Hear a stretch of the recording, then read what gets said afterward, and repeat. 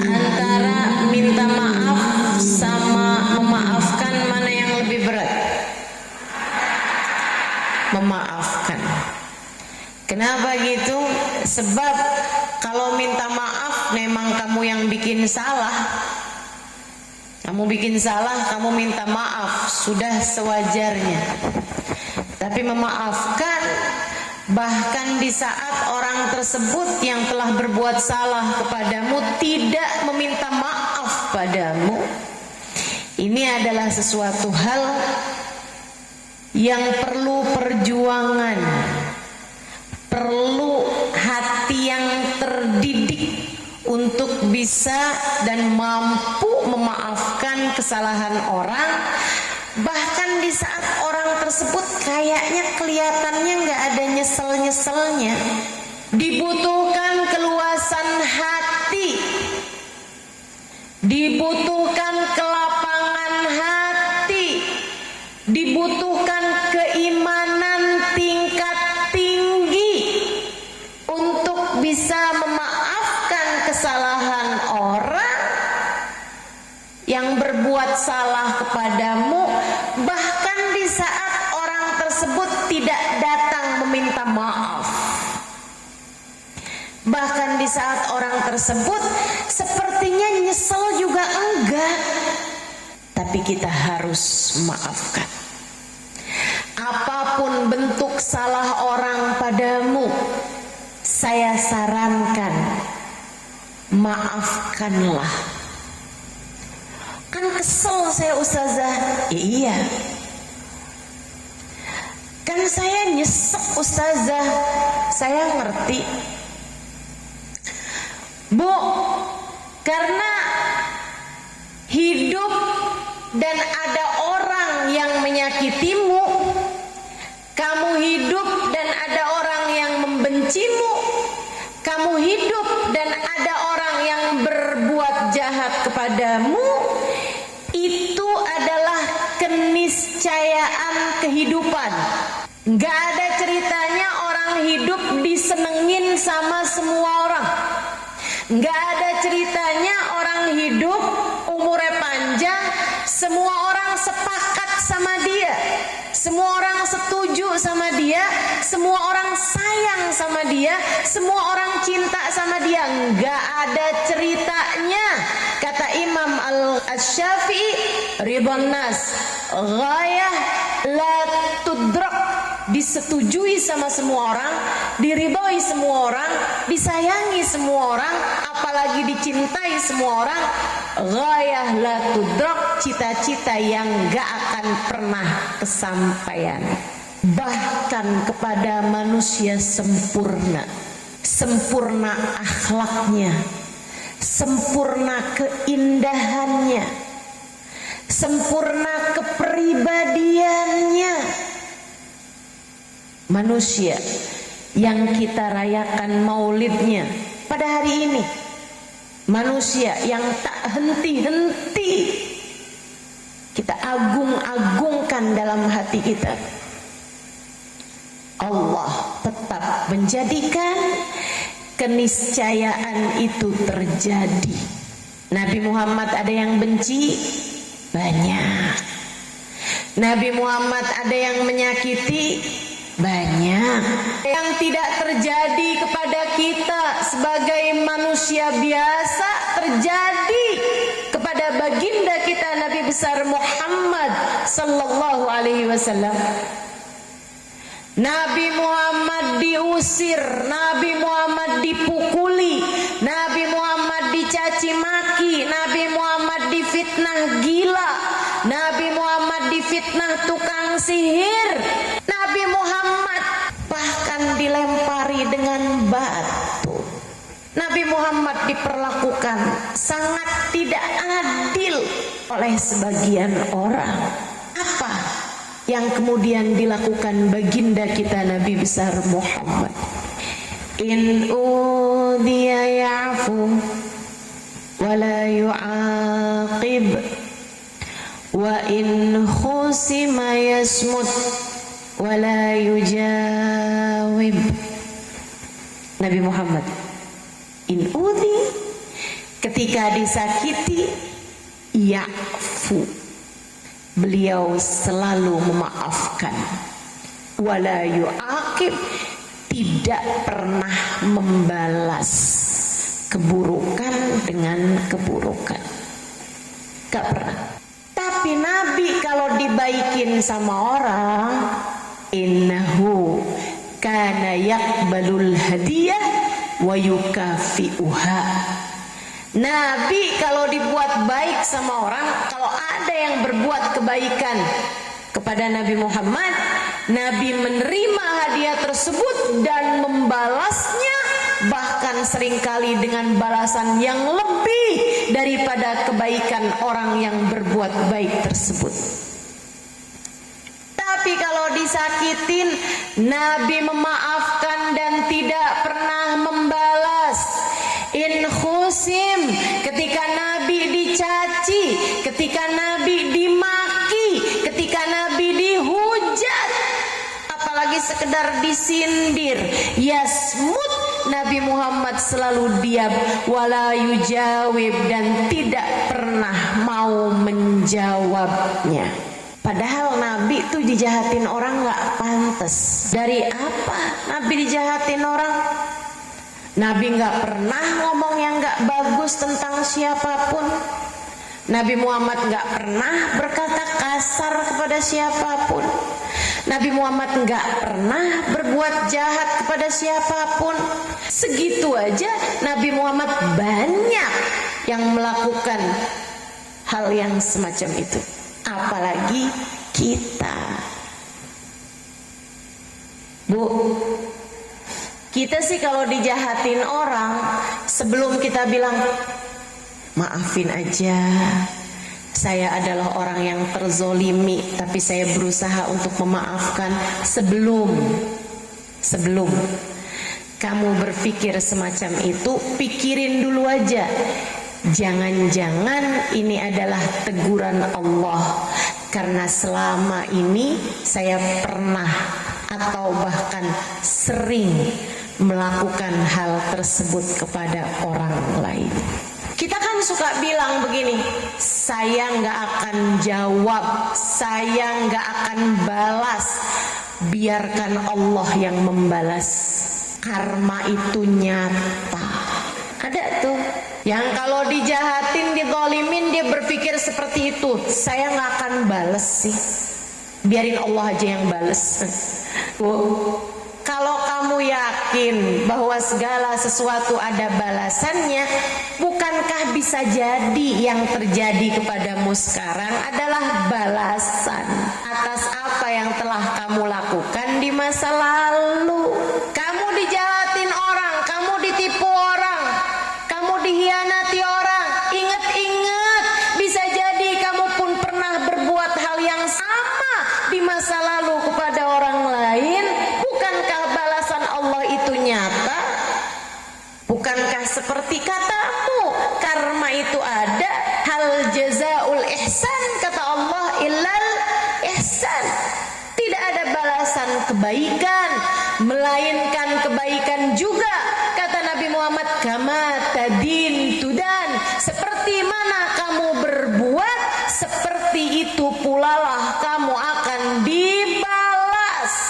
Perlakuanmu kepada orang lain seperti kamu berteriak di dalam sebuah gua, kamu cantik, tik tik tik tik tik, kan begitu tuh, bergema, gemanya yang sama.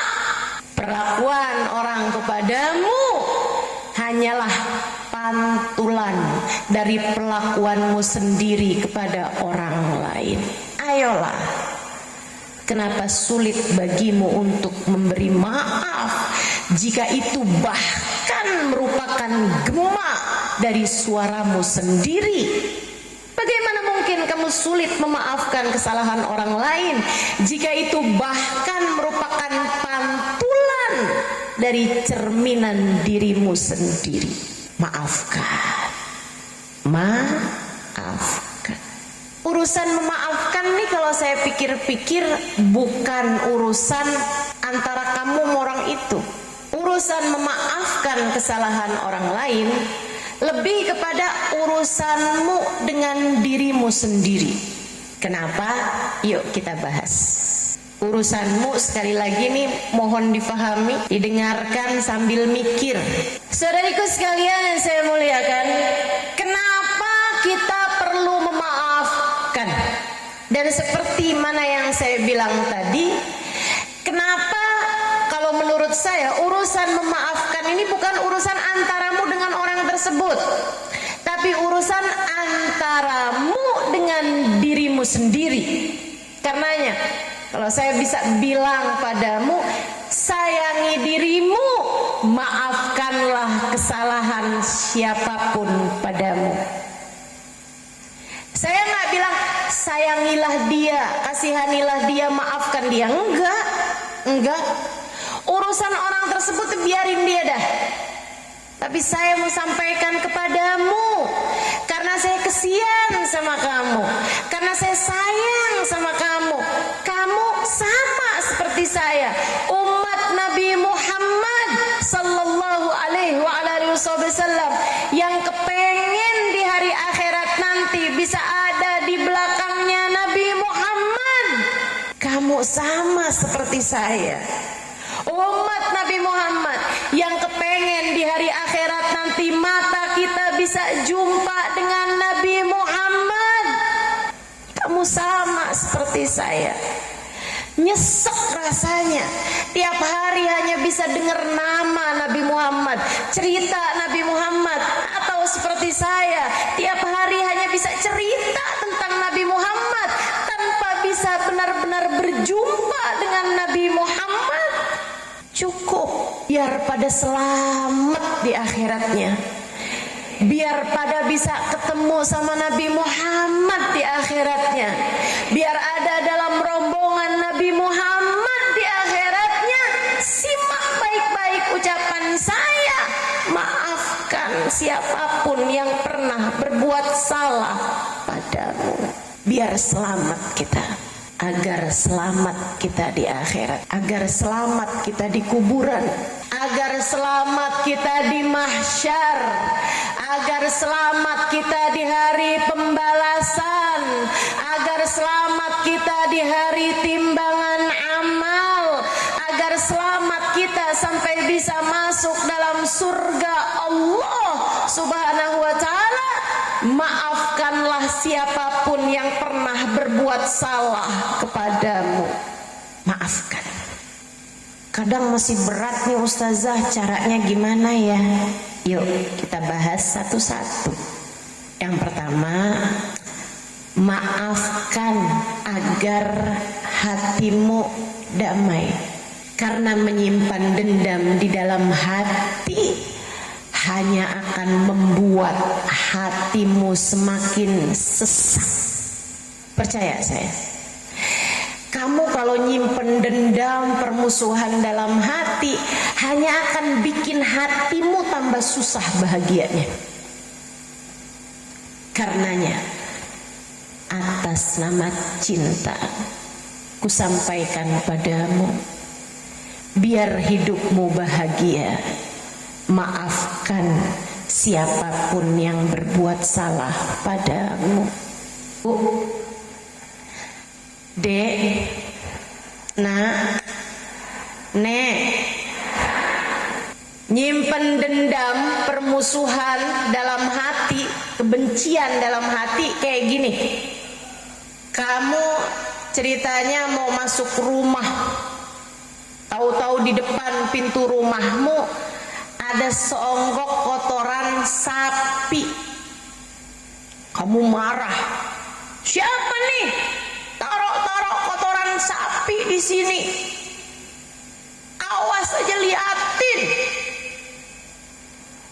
Memangnya saya nggak bisa apa bikin kayak begini sama dia? Saya tahu nih siapa yang berbuat ini nih. Pasti si ini nih. Kamu kesel. Kemudian kamu pun ambil kotoran sapi itu, kamu taruh di ruang tamu kamu. Kamu taruh di atas meja makan kamu. Kamu taruh di dapur kamu tuh kotoran sapi. Kamu bahkan taruh di dalam kamar kamu. Kamu bahkan taruh di kamar mandi kamu. Kamu bahkan taruh di tas kamu. Kamu bawa kemanapun kamu pergi tuh kotoran sapi. Apa yang akan terjadi? Bau di mana-mana. Semakin lama semakin bawa penyakit, teman-teman. Yang ada akhirnya ruang tamu jadi banyak lalat, ada belatung, ada cacing-cacing, ada bakteri-bakteri, virus-virus. Kamar kamu seperti itu, dapur kamu seperti itu. Semua akhirnya jadi gak betah serumah denganmu. Kamu bawa kemana kamu pergi, di dalam tas kamu. Akhirnya teman-teman kamu gak ada yang mau berada di dekatmu itu. Bau dia, bau tai sapi. Saya ogah mau deket-deketan sama dia. Itu dendam. Kalau kamu bawa terus di dalam hati, bahayanya seperti itu. Ada orang berbuat jahat sama kamu, gak usah kamu bawa kemana-mana. Lagi sholat inget sama dia, sholatmu berantakan. Lagi barengan sama suami kamu, sama anak-anak kamu inget sama dia, kamu omongin tentang kekesalan kamu sama orang tersebut. Sekali dua kali sih masih nggak apa-apa. Kalau sampai dengan seumur hidup bertahun-tahun kamu mengerjakan yang seperti itu, bukankah membuat orang-orang di sekelilingmu jadi nggak betah sama kamu? Hatimu jadi sempit, hidupmu jadi nggak bahagia, tidak menyenangkan kehidupan seseorang yang kemana-mana selalu menyimpan dendam. Jadi mestinya gimana dong Ustazah kalau ada orang yang jahatin kita? Itu sama kayak kamu nemu kotoran sapi depan pintu rumah kamu, bawa keluar, taruh di belakang halaman rumahmu, di halaman belakang rumahmu, kemudian letakkan itu di bawah-bawah tanaman. Lupakan, tungguin. Kapan-kapan dapat 6 bulan, dapat setahun, pas kamu lihat di belakang rumah cabenya numbuh, tomatnya berbuah, ada tanaman-tanaman, bunga-bungaan yang kemarin gak pernah tumbuh bunga, tiba banyak bunganya, ada melati, ada mawar. Dia jadi pupuk yang memupuk halaman rumahmu itu. Tiap kali buat jahat kepadamu, taruh kemarahanmu, kekesalanmu, kezaliman orang kepadamu di belakang halaman hatimu. Lupakanlah. 6 bulan kemudian, 1 tahun kemudian, susah bangun tahajud, jadi gampang. Punya rasa cinta kepada Nabi Muhammad, tahu-tahu hatinya jadi lebih lembut, jadi berasa nikmat kalau dengerin cerita tentang Nabi Muhammad. Yang dulu-dulu lisan gampang banget ngomong kasar, ngomong kotor. Bersama dengan berjalannya waktu, lisannya jadi lebih manis, kalau ngomong jadi lebih indah, suaminya jadi lebih sayang, anak-anak jadi lebih cinta, teman-teman jadi lebih akrab, lebih senang ketemu sama dia. Kenapa?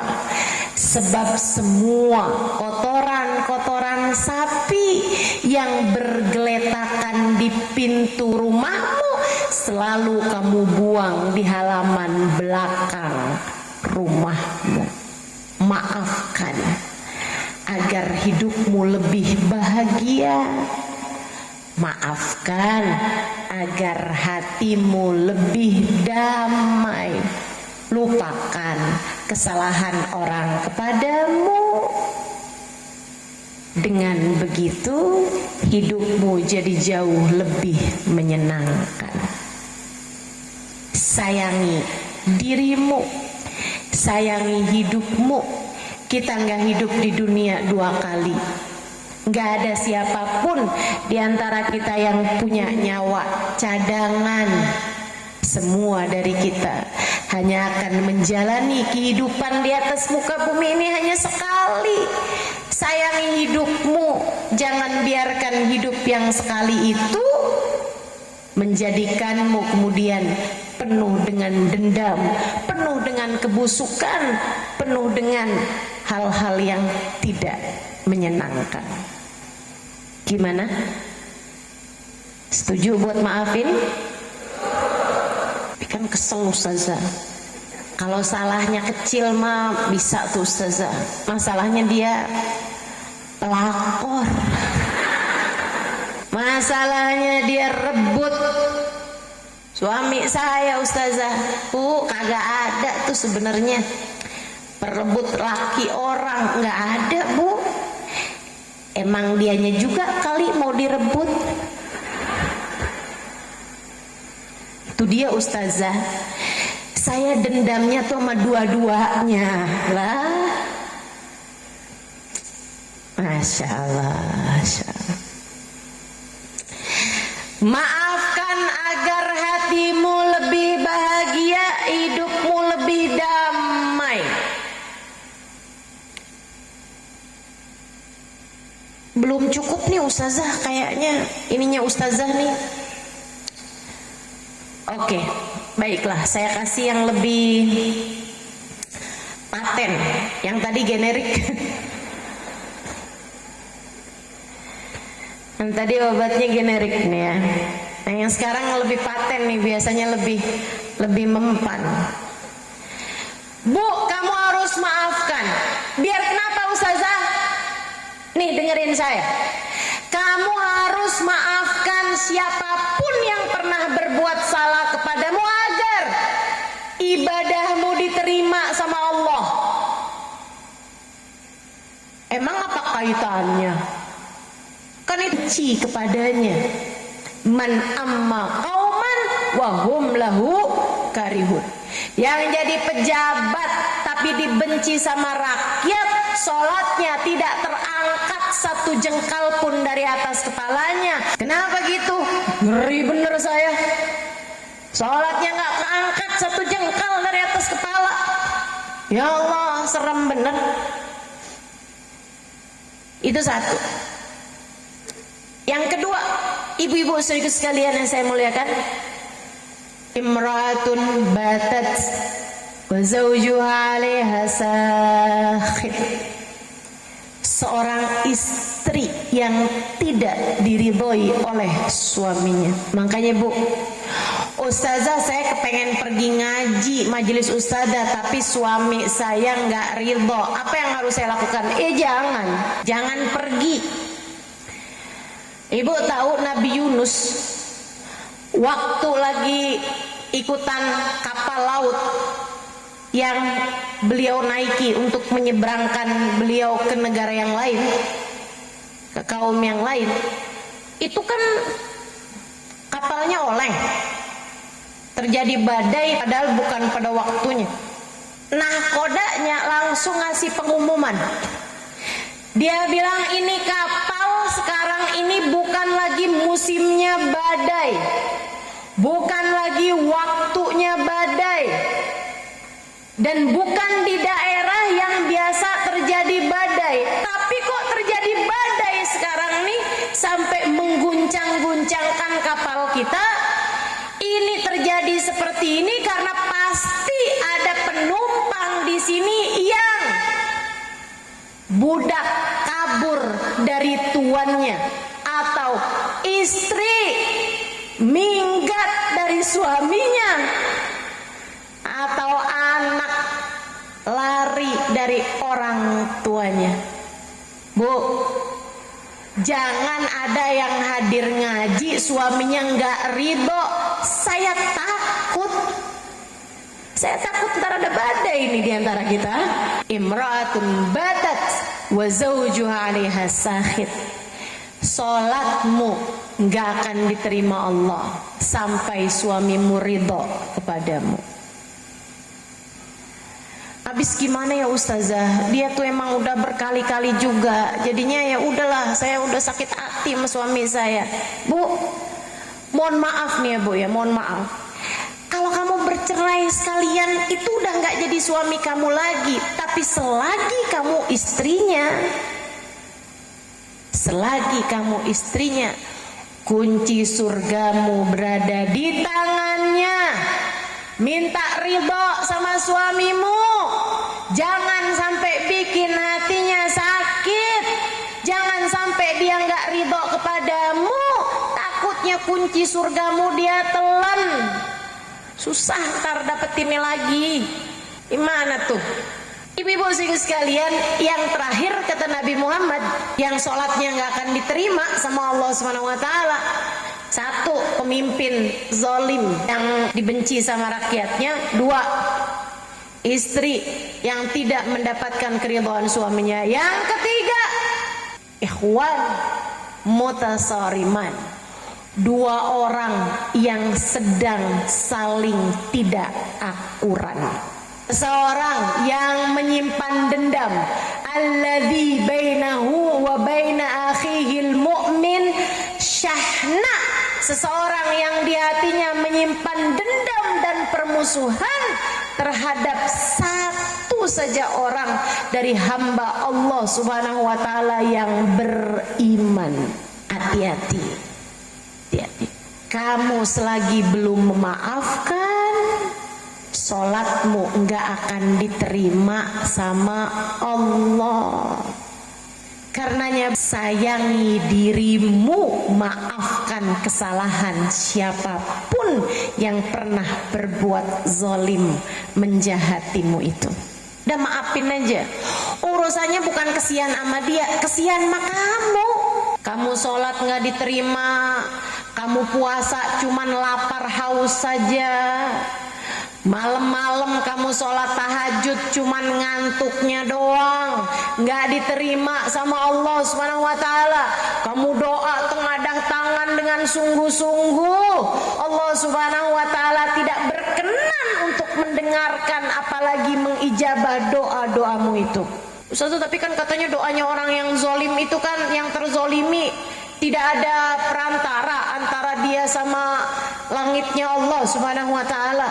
Emang betul Bu, tapi itu untuk orang yang sabar, yang memaafkan kesalahan orang yang menzolimi dirinya. Karena terkadang nih kalau bicara kamu merasa terzolimi, orang itu juga bisa begitu. Dah, maafin. Suamimu bikin salah, maafin. Anak-anakmu bikin salah, maafin. Saudara-saudarimu bikin salah, maafin. Sahabatmu bikin salah, maafin. Teman-temanmu bikin salah, maafin. Tetanggamu berbuat salah, maafkan. Siapapun di antara hamba-hamba Allah berbuat salah kepadamu, maafkan dia, agar sholatmu terangkat, doamu terijabah, hajat-hajatmu diijabah Allah, agar hubungan antaramu dengan Allah menjadi jauh lebih indah. Agar ibadahmu diterima, kamu perlu memaafkan kesalahan orang yang pernah berbuat salah kepadamu. Gimana? Udah paten belum obatnya? Masih nyimpen dendam? Masih nyimpan unek-unek dalam hati kesalahan dan dosa orang lain padamu? Hah? Kalau masih juga nih, udah hampir sih ustazah, tapi kayak masih kesel juga gitu. Iya sih, saya mau maafin nih, saya maafin. Tapi biar tambah lega lagi gimana nih Ustazah? Apa nih yang bisa mungkin tambah melegakan lagi hati saya ini? Saya kasih tahu nih. Yang ketiga, biar kamu tambah lega memaafkan kesalahan orang lain kepadamu. Satu, tadi saya ulangin, maafkan agar hidupmu bahagia. Yang kedua, maafkan agar ibadahmu diterima. Yang terakhir, maafkan sebab tak ada yang terjadi kecuali dengan izin Allah.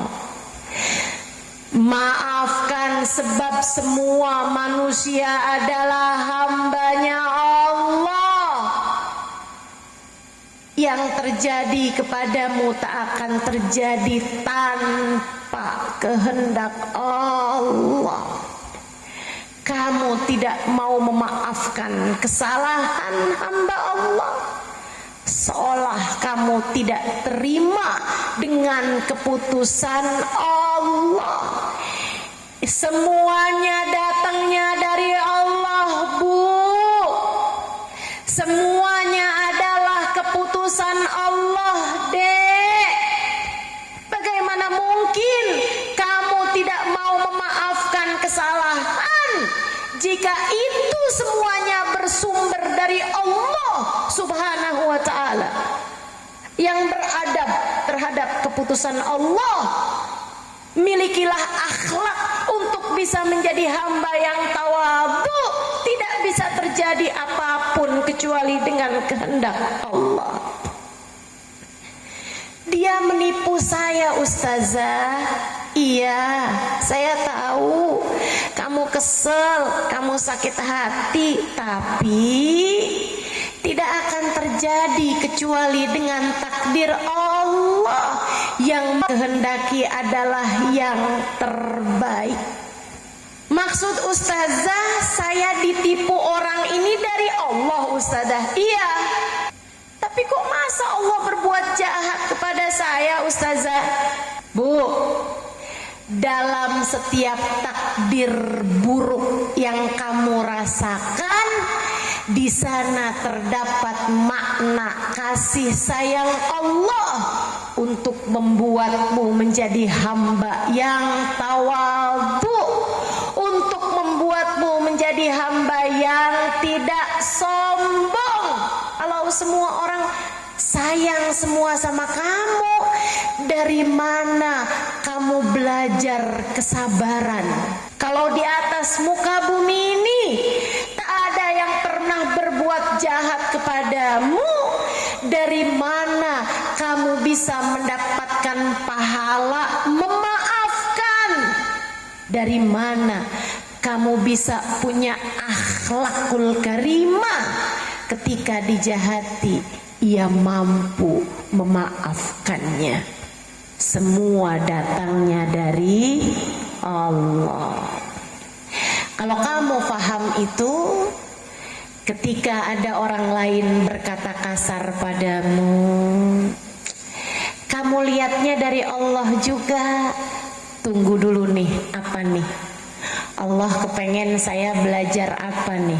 Kamu nih kurang ajar. Kayaknya deh. Kamu nih jahat. Kayaknya iya deh. Bukankah terkadang kita memang jahat kepada diri kita sendiri? Udah tahu itu dosa masih juga dilanggar, betul? Maka maafkan aja. Saya nggak mau maafin dia, saya kesel sama dia. Nabi Muhammad mengatakan dalam hadisnya, siapa yang memaafkan, ia akan dimaafkan. Semua manusia hanyalah hamba Allah. Pada akhirnya tak ada yang dapat berbuat apapun selain dengan kehendak Allah. Pahami arti la haula wala quwata illa billahil aliyil azim. Tak ada kekuatan menjauhkanmu dari kejahatan. Tak ada kekuatan mendatangkan mendatangkan kebaikan, melainkan semuanya dari Allah Subhanahu wa taala.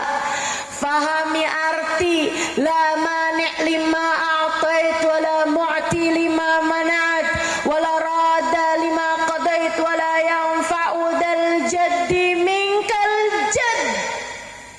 Tak ada yang dapat memberi ketika Allah hendak menghalangi, tak ada yang dapat menghalangi ketika Allah hendak memberi, tak ada yang dapat menghalangi apapun dari ketetapan takdir Allah. Tak ada kekuatan yang dapat mengalahkan kekuatan Allah. Semua datangnya dari. Pahami arti firman-Nya, fa'alun lima yurid. Allah lah yang menghendaki apapun yang terjadi. Fahami arti firman-Nya, masya Allahu kan wa ma lam yasha lam yakun. Apapun yang dikehendaki Allah pasti terjadi, dan apapun yang tidak terjadi adalah karena Allah tidak menghendaki. Pahami arti firman-Nya, wa ma romaita id romaita walakinnallah roma. Wa ma romaita id romaita walakinnallaha roma. Tatkala kamu melempar, tidaklah kamu melempar, melainkan Allah yang melempar. Tak ada yang dapat terjadi kecuali jika Allah menghendaki. Maka tatkala ada seorang perempuan yang menjadi penyebab suamimu berpaling hati darimu, kusampaikan padamu, itu adalah tali yang Allah lemparkan padamu untuk memberitahu padamu, sesiapa dapat berpaling, hanya akulah yang sungguh-sungguh dapat mencintaimu sepenuhnya. Karenanya sering kusampaikan padamu, wahai para istri, ketika ada hati suamimu berpaling darimu, itu adalah cara Allah mengenalkan kepadamu cintanya yang sejati. Semuanya dari Allah, semuanya dari Allah, Bu. Semuanya dari Allah, Kak. Semuanya dari Allah, Dek. Maka saat ada siapapun berbuat salah padamu, maafkanlah. Sebab sejatinya semua datangnya dari Allah Subhanahu wa ta'ala. Maafkan agar Dia pun berkenan memaafkan dosa-dosamu yang tidak sedikit itu. Kesalahan orang lain kepadamu, mengingatkanmu tentang dosa-dosamu yang tidak terhitung itu. Maka di saat kamu terbangun di waktu malam dalam tahajud, katakan kepada Allah Subhanahu wa ta'ala, ya Allah, saksikanlah aku sudah memaafkan kesalahan siapapun. Maafkanlah dosa-dosaku padamu, ya Allah. Saksikanlah saya sudah memaafkan dia, sebab saya faham dia adalah hamba-Mu, ya Allah. Tak ada yang terjadi kecuali dengan kehendak-Mu. Saksikanlah aku ridho terhadap apapun yang terjadi dari-Mu, sebab aku berharap keridhaan-Mu untukku, ya Allah. Aku memaafkan dia sebab aku hamba-Mu, dan dosa-dosaku padamu tak terhitung banyaknya. sudah memaafkan dia, dan aku berharap agar Engkau memaafkan dan mengampuni dosa-dosaku, ya Allah. Jika sesudah saya menyampaikan kepadamu 3 obat ini, kamu masih juga mau menyimpan dendam terhadap siapapun, saya tak tahu lagi harus berkata apa padamu. Tangisilah saja hatimu itu, sebab saya khawatir tak tersisa iman di dalamnya. Maka jika kamu beriman, simak baik-baik apa yang tadi telah saya sampaikan, dan mulai saat ini katakan kepada hatimu, siapapun yang pernah berbuat salah kepadaku, aku sudah memaafkannya. Begitu? Setuju? Kamu mengerti? Kamu paham? Pada akhirnya yang tersisa adalah doa. Semoga Allah selalu membimbing hati kita. Yang tersisa hanyalah pinta. Semoga di sisa hidup kita Allah tak akan pernah melepaskan bimbingannya kepada kita. Semoga Allah tetapkan iman Islam di hati kita sampai datang ajal menjemput kita dan Allah mematikan kita dalam husnul khatimah. Semoga Allah mematikan kita dalam husnul khatimah, hingga di hari akhirat nanti Allah pertemukan kita dengan Sayyiduna Muhammad, dan kita digiring sebagai umatnya, dan Allah perkenankan kita berjumpa dengan Nabi Muhammad, dan kita meraih syafaatnya.